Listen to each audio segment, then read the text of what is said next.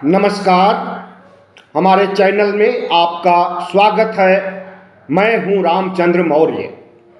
साथियों, एक अजीबोगरीब घटना सामने आई है। सोशल मीडिया से पता चला है कि लिव इन रिलेशनशिप में रहने वाली लड़की और लड़का दोनों सगे भाई हैं। लड़की के माँ बाप ने लड़की को गोद लिया था बचपन में, कम उम्र में। इसी तरह से लड़के के माँ बाप ने भी लड़के को गोद लिया था कम उम्र में, बचपन में।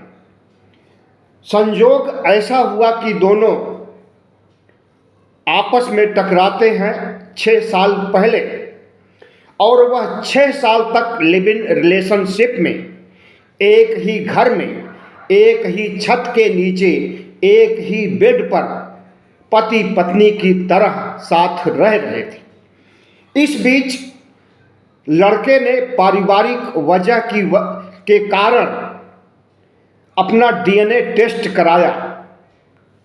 लड़की ने भी कुछ समय पहले अपना डीएनए टेस्ट कराया था।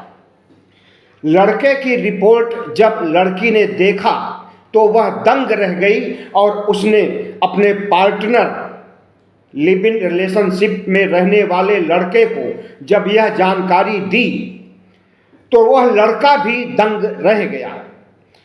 लड़का और लड़की दोनों ने सोचा कि एक बार फिर से अलग अलग डीएनए टेस्ट कराएं। हो सकता है कि गलती की वजह से डीएनए एक हो।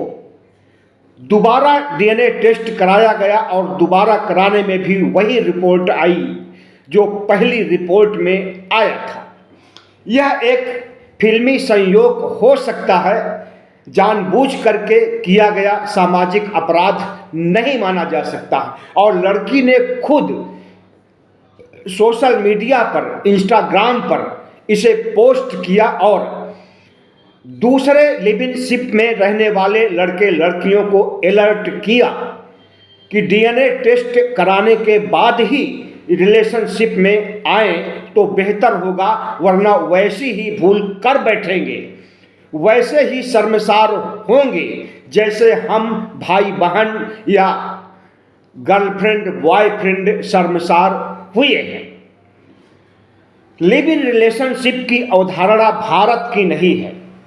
भारत में इसे सामाजिक अपराध माना जाता है। आज भी गांव में और कस्बों में लिव इन रिलेशनशिप का नाम तक नहीं लिया जाता है, और जो लिव इन रिलेशनशिप में गांव और कस्बों में लोग रहते हैं उन्हें हेय दृष्टि से देखा जाता है और उनका सामाजिक बहिष्कार किया जाता है, उनके खिलाफ पुलिस केस भी किया जाता है। लेकिन शहरों में हमारे यहाँ लिव इन रिलेशनशिप की अवधारणा बढ़ती जा रही है। और सबसे बड़ी बात तो यह कि भारत के सुप्रीम कोर्ट ने लिव इन रिलेशनशिप को सही ठहराया है। दो जवां युवा युवती हैं तो उनका अधिकार है कि वह जीवन का आनंद, चरम आनंद, परम आनंद को प्राप्त करने के लिए एक छत के नीचे, एक घर में, एक बिस्तर पर रह सकते हैं, अगर दोनों एक दूसरे को प्यार करते हैं तो। भारत के संसद में अभी तक लिव इन रिलेशनशिप पर कोई एक्ट नहीं बनाया गया है, कोई कानून, या यूं कहें कि रिलेशनशिप को भारत में कानूनी दर्जा अभी तक नहीं प्राप्त हुआ है।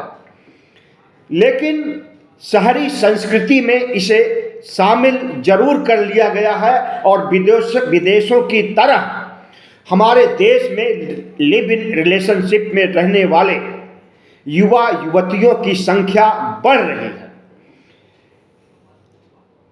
इंदिरा शर्मा बनाम BAB शर्मा 2013 में यह एक केस सुप्रीम कोर्ट में आया था। इस केस के आधार पर संपूर्ण गाइडलाइन जारी कर दी गई है लिव इन रिलेशनशिप में रहने वालों के लिए। इस गाइडलाइन में लिव इन रिलेशनशिप में बच्चे भी पैदा कर सकते हैं, लेकिन बच्चे का अधिकार दोनों का ठीक वैसे ही होगा जैसे शादीशुदा पति पत्नी के बीच बच्चे पैदा होने पर जो अधिकार बच्चों को मिलता है, वही अधिकार लिव इन रिलेशनशिप में बच्चों को दिया गया है। यहाँ तक कि भरण पोषण के लिए अगर लड़की क्लेम करती है और वह नौकरी नहीं कर रही है, आर्थिक संसाधन उसके पास नहीं है, तो उसे हर्जा खर्चा भी देना पड़ सकता है युवक को। वैसे अधिकांश रिलेशनशिप में बच्चे पैदा नहीं किए जाते हैं, लेकिन फिर भी कभी कभी देखने में आया है कि बच्चे पैदा हो जाते हैं। भारत में रिलेशनशिप के आधार पर शादियां भी हुई हैं। कई वर्षों तक रिलेशनशिप में रहने के बाद शादियां भी हुई हैं और वियोग भी हुआ है, यानी एक दूसरे के साथ संबंध विच्छेद भी हुआ है।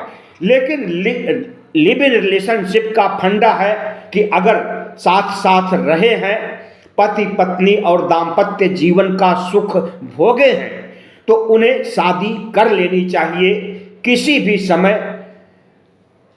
लेकिन अगर शादी नहीं करते हैं तब यह भी गलत नहीं माना जाता है। सुप्रीम कोर्ट की गाइडलाइन के अनुसार भारत में रिलेशनशिप खास करके नई पीढ़ी में बहुत तेजी से बढ़ रहा है। एक आंकड़े के अनुसार मध्यम वर्गीय परिवार के युवक युवतियां जब कॉलेज में, इंस्टीट्यूट में या किसी सार्वजनिक स्थान पर मिलते हैं और उनमें गहरी दोस्ती हो जाती है, एक दूसरे को समझने लगते हैं, तो कानून, सुप्रीम कोर्ट की गाइडलाइन उन्हें यह अधिकार देता है कि वह साथ रहें और जिंदगी को एंजॉय करें। शादी के बाद वाला सुख शादी के पहले प्राप्त करें और लिव इन रिलेशनशिप में रह करके एक ही घर में, एक ही छत के नीचे, एक ही बेड पर वैवाहिक सुख उपरांत की अवधारणा को सुचारू रूप से चला सकते हैं। इसमें कानून की तरफ से या कोर्ट की तरफ से या पुलिस की तरफ से किसी भी तरह का अवरोध उत्पन्न नहीं किया जा सकता है। जो मामला अभी मैंने बताया लिव इन रिलेशनशिप का, सोशल मीडिया से यह मिला है उस लड़की की पोस्ट जो लिव इन रिलेशनशिप में भाई बहन के रूप में रह रहे थे, और जब डीएनए रिपोर्ट मिलने पर खुलासा हुआ तो दोनों का संबंध विच्छेद हो गया, और होना भी चाहिए था।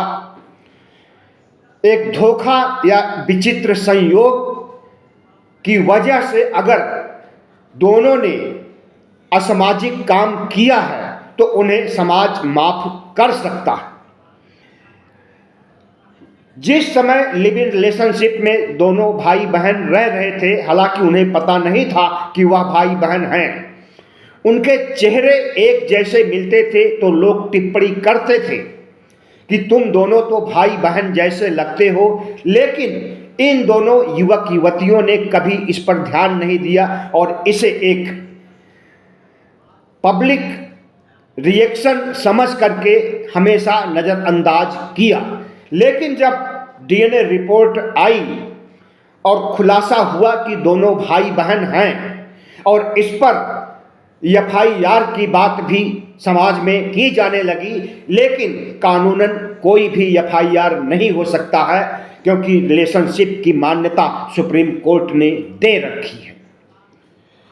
हम उन युवक युवतियों से अनुरोध करते हैं, अपील करते हैं कि लिव इन रिलेशनशिप स्थापित करने के पहले अपने परिवार की इज्जत मान मर्यादा का ध्यान रखें, खास करके युवतियां, क्योंकि अगर लिव इन में रहने पर शादी नहीं होती है तो उसकी शादी फिर किसी अन्य युवक से होना मुश्किल ही नहीं असंभव हो जाती है। लड़कों की शादी तो हो जाती है और अगर वह जाहिर कर दें कि लिव इन रिलेशनशिप में रह चुके हैं तब भी उनकी शादी हो जाती है, लड़कियां तैयार हो जाती हैं, लेकिन लड़के तैयार नहीं होते ऐसी लड़की के साथ शादी करने के लिए जो पहले किसी लड़के के साथ लिव इन में रह चुकी है। इसलिए लिव इन रिलेशनशिप की अच्छाइयों, बुराइयों, गुण और दोष को अध्ययन करके अगर लिव इन रिलेशनशिप में रहें तो हम समझते हैं कभी कोई समस्या उत्पन्न नहीं हो सकती है। चैनल को सब्सक्राइब कीजिएगा, लाइक कीजिएगा और हमारे संदेश को आगे बढ़ाइएगा ताकि युवक युवतियों को कुछ नसीहत मिले। शेयर जरूर कीजिएगा और सब्सक्राइब भी।